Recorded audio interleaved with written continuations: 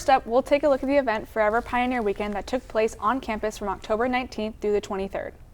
Next, workers across the nation are striking in response to low wages and unsafe working conditions in the wake of the COVID-19 pandemic. Hi, I'm Monet, Troche, Editor-in-Chief of the Pioneer. And I'm Scarlett Schwenk, the Managing Editor. Welcome to this edition of East Bay Weekly, where we report on campus and community stories. Especially those stories affecting the lives of students and communities surrounding the East Bay. CSU East Bay's Alumni Association held its annual Forever Pioneer Weekend beginning on October 19th. A few of the weekend's events included a virtual graduate fair, a Distinguished Alumni Awards Gala, CSU East Bay's Homecoming featuring a car show with classic cars, and a preview day welcoming prospective students to campus on Saturday, October 23rd.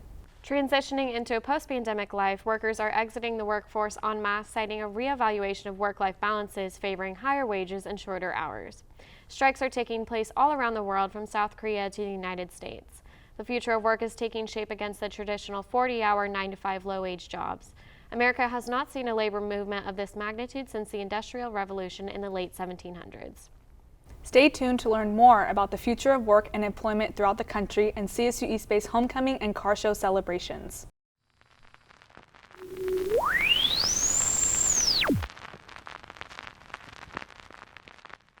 Here now is John Surik Tamirtashev. Welcome to the show. Thank you. Thank you for having me. What industries are experiencing the largest exodus, and what rates are people quitting their jobs? From the data that we've seen, industries that have seen the most contraction tend to be related to leisure and hospitality, namely retail workers and food workers, especially accommodation and food service workers. 6.8% of those workers have resigned in just August alone, as well as 4.7% of retail workers have quit within the month of August. And how did 2021 wages compare to those before the 2008 recession? Right. So in light of the Great Resignation and just the mass exodus of workers, hourly wages have actually increased to 4.2%, which happened to equal to those that we've seen before and during the Great Recession. And since then, we have not seen these numbers, and this is really an incredible feat, if we must say. Are wages the only reason workers are unwilling to return to work, or what other factors are at play? Surely not. In some people allege that the lion's share, the burden belongs with the employer, and workers now kind of emerging out of the pandemic. They do not want to return to normalcy. They do not want to return to the same working conditions and the same working hours, as well as they just want to be meaningfully compensated. Therefore, you could say it is a plethora of issues that have kind of synthesized into this one big movement. And in what ways will these strikes affect the future of the workplace? Of course, that will depend on the amount of resistance that we see from the workers. Of course, as we've seen, the workers are not a unitary unit. They're not a single body. They're not a hive mind. And those who are more dependent on those who live on paycheck to paycheck, of course, will be more reliant on their wages being paid on time, so that way they can sustain themselves and their family. So therefore, it is really a game of endurance between these low-skilled workers, these menial workers, and the employers.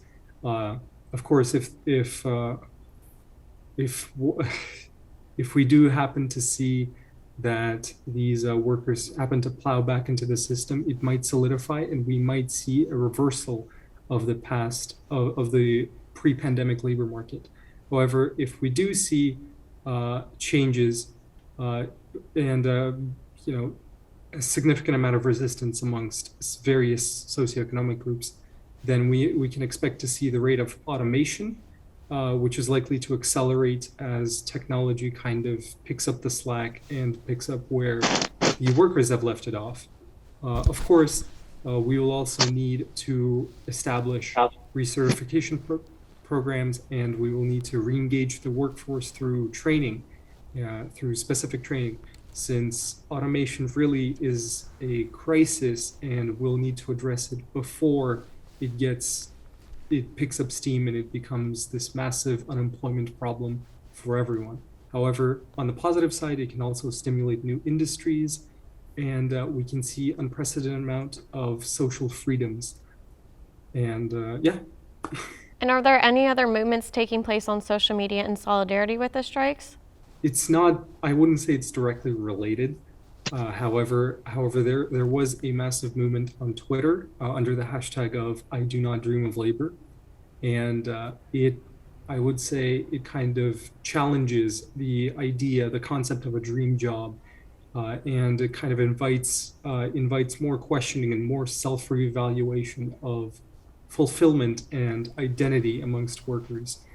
While this movement, this hashtag movement, has been largely sort of insulated from the Great Resignation, we can also see how that kind of threads into the whole discussion about labor in the 21st century and how people are now resisting labor and being sort of defined by their trade. Thank you for your time and for joining me today. Striketober continues to garner support around the United States, with polls reporting 74% of Americans support the strikes. As of earlier this week, McDonald's workers went on strike protesting sexual harassment in the workplace. Other workers at Kellogg's and John Deere have also joined in on the strikes. Thank you, Scarlett and Jean-Zarek. It is great to hear more about worker strikes and the implication it has on the future of American workforce. On Saturday, October 23rd, local vendors and organizations and live performances went on throughout the morning. Vendors like Monet and local organizations including BASTA were among the different campus departments tabling throughout the Music Building's promenade, offering free items to visitors. Overall, the event had a great turnout. Some of the Pioneer staff, including myself, our video editor Jocelyn Morales, photo editor Paolo, Acob, and social media editor Maha Sanad, captured the event's festivities. Now, let's take a look at some of the footage captured at the event. Hi, I'm Monet. I'm Maha. And I'm Paolo. And we're from the Pioneer Online, and we're here today at the 2021 Preview Day / Homecoming event, and let's see how it goes.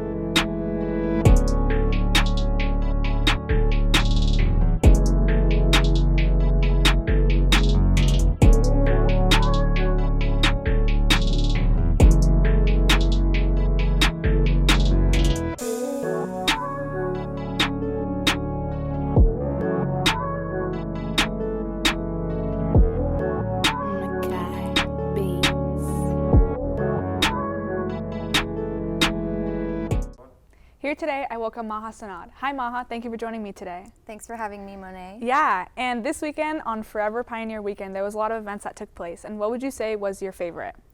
My favorite part of the weekend was probably the live performance from the cover band, and there was also a really mesmerizing belly dancer, which was cool. Yeah, and they had a lot of songs that they were covering. They were doing like Dua Lipa, and who else were they doing, Maha? Nick Jonas, CeeLo Green. Yeah, and what were some of the departments that were there on campus? I saw a lot of tabling going on, including the communications department, the music department, the art department, and the hospitality, recreation, and tourism department. Definitely, and we also saw a lot of organizations from outside the campus community, like how I mentioned earlier, BASTA, and we were able to speak with them, so that was really cool.